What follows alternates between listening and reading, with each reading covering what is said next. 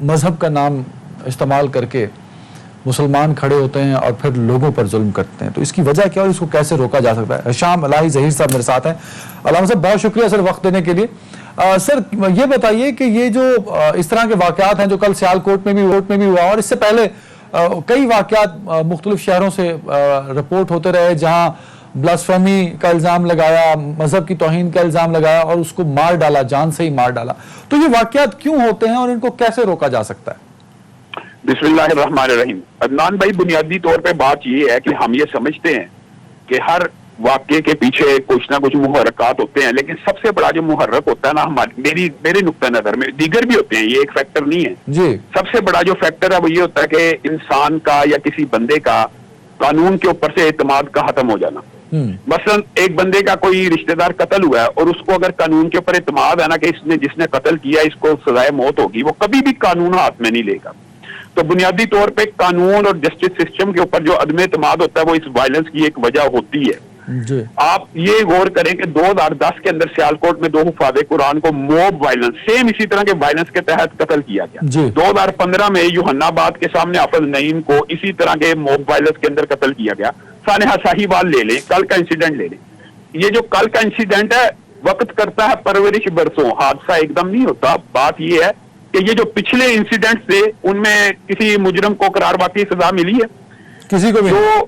ثانیہ سیالکوٹ کے جتنے ملزم سے آج رہا ہیں، ثانیہ یوحنا آباد جس کے مدعی شہباز شریف صاحب خود تھے اور 2 حفاظ قرآن کو آگ لگائی گئی تھی، اس میں 44 میں سے 43 ملزم اس ٹائم رہا ہو چکے ہیں 4 سال کے اندر۔ ثانیہ ساہیوال کے اندر جس کا نوٹس عمران خان صاحب نے خود لیا تھا کہ میں قطر سے واپس آ جاؤں پھر میں نشان عبرت بناؤں گا، کیا بنا؟ چلو ہم یہ کہتے ہیں کہ وہ اگر آپ کے بیٹی بھائی تھے، آپ نے ان کو نشان عبرت نہیں بنایا، تو یہ سیالکوٹ کے اندر جو لوگ ملوث ہیں اسی سے ابتدا کر لیجئے اور انہی کو نشان عبرت بنا لیجئے۔ بنیادی طور پہ عدنان بھائی بات یہ ہوتی ہے کہ یہ جو توہین رسالت کا ایشو ہوتا ہے نا، یہ بڑا سینسیٹیو ہے اور ایک قانون سازی کی اشد ضرورت ہے کہ اگر کوئی بندہ کسی کے اوپر جھوٹا توہین رسالت کا الزام لگاتا ہے اور وہ اپنے الزام کو اگر صحیح یا سچا ثابت نہیں کر سکتا تو اس کے خلاف بھی توہین رسالت کی کارروائی ہونی چاہیے، کیونکہ اس کا الزام جھوٹا ہے، اس نے جو الزام لگایا تھا وہ ثابت نہیں کر سکا، گویا بنیادی طور کے اوپر توہین رسالت تو اس نے کی ہے۔ وہ جو الفاظ دوسرے کے منہ میں ڈال رہا ہے تو الفاظ تو یہ اس نے اپنی طرف سے من گھڑت ایجاد کیا، تو اس کے خلاف کارروائی ہونی چاہیے۔ ہم یہ سمجھتے ہیں کہ قانون کا سر یہاں سینٹیمنٹ ایسا ہے علامہ صاحب کہ لوگ نعرہ لگاتے ہیں کہ خدا نہ خواستہ نبی صلی اللہ علیہ وآلہ وسلم کی توہین ہو گئی، خدا نہ خواستہ قرآن پاک کی توہین ہو گئی، تو لوگ اکٹھے ہو جاتے ہیں اور ایک جوش اس لوگوں میں پایا جاتا ہے اور پھر انجام اس کا اتنا خطرناک ہوتا ہے کہ پوری مسلم امت جو ہے وہ اس بدنامی کو اپنے ماتھے پر سجا لیتی ہے۔ پوری مسلم امت آج شرمندہ ہے۔ ہم سری لنکا سے اظہار تعزیت بھی کرتے ہیں اور آپ نے یہ جو بات کی ہے نا، یہ موب وائلنس ہمارے معاشرے کے اندر اچھا یہ ایک بات میں ضرور کہنا چاہتا ہوں عدنان بھائی، آپ یہ ان واقعات کا ذرا جائزہ لیں، یہ جو توہین کے یا بلاسفیمی کے جو الزامات ہوتے ہیں ان میں سے آپ کو اکثر الزامات ذاتی رنجش کی بنیاد پہ لگائے گئے ملیں گے۔ بالکل اب یہ جو فیکٹری کا واقعہ ہوا ہے نا، جو پولیس وغیرہ رپورٹ کر رہی ہے، آپ اس کے اوپر ذرا غور کریں، اس میں یہ بات بھی سامنے آ رہی ہے کہ مینیجر کی ورکر سے پرانی رنجش بھی چلی آ رہی اور مینیجر ورکر سے کام زیادہ لیتے ہیں اور مینیجر ورکر سے یہ آج کا نہیں ہے علامہ صاحب، اس واقعے میں صرف یہ بات سامنے نہیں آئی، آپ خوشاب میں جو گارڈ ہیں بینک مینیجر کو گولی ماری اس میں دیکھ لیجئے، اسی طرح تو وہ اس کا سراسر ذاتی رنجش گارڈ اور مینیجر کی نکلی۔ تو گویا آپ یہ دیکھیں کہ یہ خبیث لوگ ذاتی رنجش کو اس طرح کا ٹویسٹ دیتے ہیں، تو اگر یہ ٹویسٹ دیتے ہیں تو ان کے اوپر توہین رسالت کی کارروائی تو ان کے اوپر ہونی چاہیے۔ اور اگر آپ ایک مرتبہ، میں کہتا ہوں یہ اگر ثانیہ سیالکوٹ کے جو پہلا 2010 میں ہوا تھا اس کے ملزموں کو یا یوحنا آباد کے ملزموں کو یا ساہیوال کے یا جتنے بھی واقعات ہوتے ہیں ایک مرتبہ چوک میں ٹانگا ہوتا تو ان لوگوں کو یہ جرأت نہ ہوتی کہ یہ۔ اور میں ایک بات ضرور کہنا چاہتا ہوں عدنان بھائی، مذہبی طبقے کا میں نمائندہ ہوں، آپ ان نوجوانوں کی شکلیں دیکھ لیں،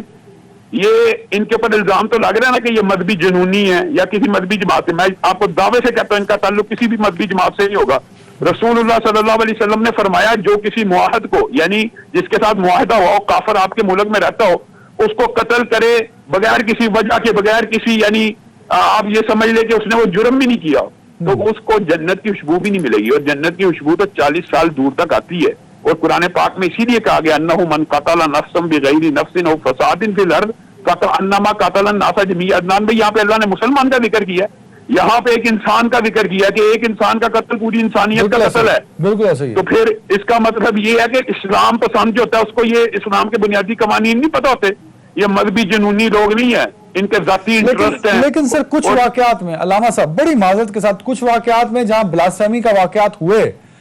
وہاں جب لوگوں کو پکڑا گیا, پولیس نے ان کو اریسٹ کیا, تو وہاں مذہبی جماعتوں نے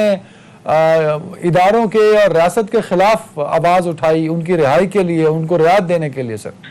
عدنان بھائی اس کا جواب میں یہ دیتا ہوں, اگر ہم سنجیدگی سے اس معاملے کو حل کرنا چاہتے ہیں, معاشرے میں پیش کرنا چاہتے ہیں, تو آپ خود غور و فکر کریں کہ قاسیہ ملونہ کیس کو چلو ٹیسٹ کیس کے طور پہ لے لیں.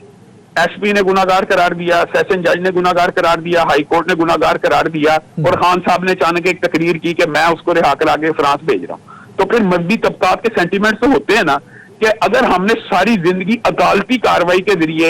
اس عورت کو کے خلاف کیس لڑا. اب مجھے ایک بات بتائیں, آپ نے جو بات کی ہے 70 سال گزر گئے عدنان بھائی, کہ آپ کے خیال میں واقعی پاکستان میں ایک بھی صحیح گستاخی نہیں ہوئی؟ آخر تو ہوئی ہوگی یا 2 تو ہوئی ہوگی, آج تک ان کو بھی سزا ملی ہے. میں نے آپ کو جو پہلی بات کی تھی وہ یہی تھی کہ جب قانون کے اوپر دیکھیں میں ایسی بات نہیں کر رہا علامہ صاحب کہ نہیں ہوئی ہوگی ضرور صحیح ہوئی ہوگی, لیکن میجورٹی کیسز وہ رپورٹ ہو رہی ہے جہاں لیکن ان کو سزا نہیں ملی. بات یہ ہے کہ جب سزا نہیں ملتی تب معاشرے کے اندر یہ جذبات ابھرتے ہیں کہ قانون قابل اعتبار نہیں رہا, قابل سزا تو ان کو بھی نہیں ملتی جو بے گناہ کو مار دیتے ہیں, جنہوں نے کسی طرح کا توہین مذہب نہیں کیا ہوتا. علامہ صاحب میں کہتا ہوں ان کو تو دینی چاہیے نا. بات تو یہ ہے کہ ریاست کا کام ہی یہ. تو سر آپ کو لگتا نہیں کہ سارے علماء کرام, ہماری بھی ذمہ داری ہے کہ جہاں اسلام بدنام ہو رہا ہوں ہم بھی اس مقصد کے لیے میں کہتا ہوں اس وقت سب سے بڑی ذمہ داری ممبر و محراب ہی کی ہے, علماء ہی کی ہے, کہ وہ فرنٹ فٹ پہ آئیں اور اسلام کے یہ ابدی اور افاقی قوانین لوگوں کے دماغ میں ڈال دیں کہ اسلام میں ماورا عدالت قتل سب سے بڑی شریعت کی نافرمانی ہے. ماورا عدالت قتل یعنی کسی بھی ملزم کو یہ اختیار آفاقی اللہ نے دیا ہے کہ وہ اپنی جسٹیفیکیشن یا صفائی پیش کرے. آپ اس کو ماورا عدالت قتل کریں, یہ تو اسلامی شریعت کے بنیادی جورسڈکشن کی خلاف ورزی ہے. یہ علماء جب تک بیان نہیں کریں گے تو لوگوں کو یہ اویئرنس, آپ نے درست کہا کہ علماء کو ایک صف میں کھڑے ہو کے اس کی مذمت بھی کرنی چاہیے. اور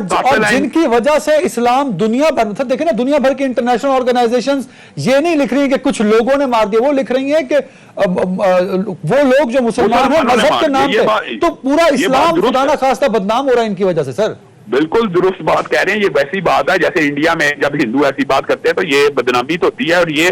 ہم تو کہہ رہے ہیں کہ یہ مذہبی نہیں ہے, لیکن وہ پوری دنیا تو نہیں مانے گی, وہ تو یہی کہیں گے یہ مسلمانوں نے اسلام کے نام کے اوپر. ٹائم ختم ہو رہا ہے میرے پاس, مجھے یہ بتا دیجئے کہ دین میں کس طرح کی گنجائش ہے کہ اگر کوئی حقیقت میں بلاسفہمی کرتا ہے تو اس کو کیا یہی طریقہ ہے, اگر میں تھوڑی دیر کے لیے فرض کر لیتا ہوں کہ جی توہین مذہب کیا ہوگا, تو یہ جو ہم نے پچھلے 20 سالوں میں مختلف لوگوں کے ساتھ کیا, کیا اسلام ایسا ہی کہتا ہے کہ ایسا ہی کرو ان کے ساتھ؟ عدنان بھائی یہ صریحاً اسلام ایسا نہیں کہتا. مجھے ایک بات بتائیں, اگر اسلام کا یہ مزاج ہو تو پھر عدالتیں اور قاضی اور ریاست کا کردار زیرو ہے. اگر کسی نے توہین رسالت کی ہے یا توہین اسلام کی ہے یا توہین صحابہ کی ہے, اس کے لیے آپ کے پاس ایک ہی ذریعہ ہے, آپ متعلقہ ادارے سے, متعلقہ قانون نافذ کرنے والے اداروں کے پاس جائیں, اپلیکیشن دیں, وہ پروب کریں, اور سزائے موت کا اختیار صرف اسلام میں قاضی کو ہے, عدلیہ کو ہے. عدلیہ اور قاضی کے علاوہ یہ کسی فرد کا اختیار نہیں ہے کہ وہ اٹھ کے کسی کو قتل کر دے. بالکل صحیح, بالکل صحیح.